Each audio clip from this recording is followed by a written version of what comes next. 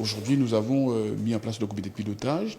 Ce que nous voulons surtout, c'est assez rapidement que le support juridique qui doit porter ce projet, c'est-à-dire un syndicat mixte ouvert, soit effectivement créé, c'est-à-dire avoir effectivement la sécurité juridique à travers le support pour pouvoir aller encore plus loin, parce que nous avons déjà évidemment adresser une demande de subvention au niveau des fonds européens via la région.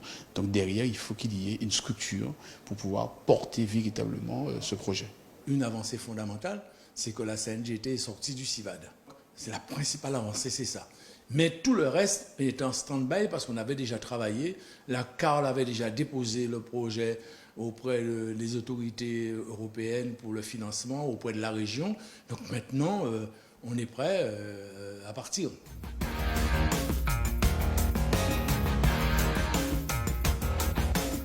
Nous allons être au comité de pilotage pour pouvoir passer de la conception à la construction, d'une part. D'autre part, nous apportons des fonds européens sur cette construction. Nous sommes autorité de gestion et puis nous n'hésiterons pas à mettre des fonds régionaux si c'est nécessaire.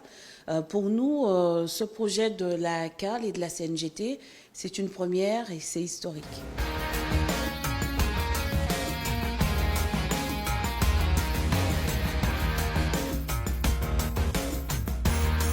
L'objectif principal de cette unité de tri et de valorisation, c'est que la totalité des déchets fasse l'objet d'un tri en premier lieu et d'une valorisation en deuxième lieu.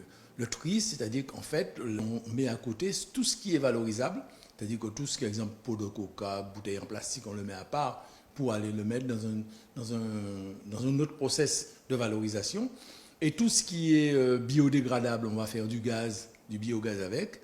Et tout ce qui reste, en fait, on va faire ce qu'on appelle le combustible solide de récupération, qui va en fait révolutionner l'usine d'Albioma, puisque dorénavant, au lieu d'utiliser 100% de charbon, on pourra utiliser ces CSR en lieu et place d'une partie du charbon. Le CSR, c'est quoi? C'est le combustible solide de récupération.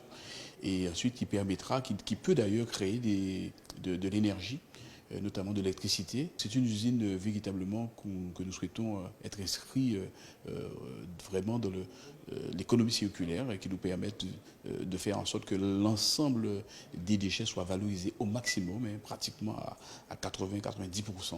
Et c'est ça la volonté effectivement de cette unité de traitement et de valorisation. L'intérêt, c'est que moins on produit de déchets, évidemment, parce que c'est à la tonne aujourd'hui, moins on pourra en payer, on pourra, c'est-à-dire les contribuables. Donc je pense que c'est surtout pour le contribuable que ce sera intéressant que nous ayons cette usine de valorisation, de traitement et de valorisation.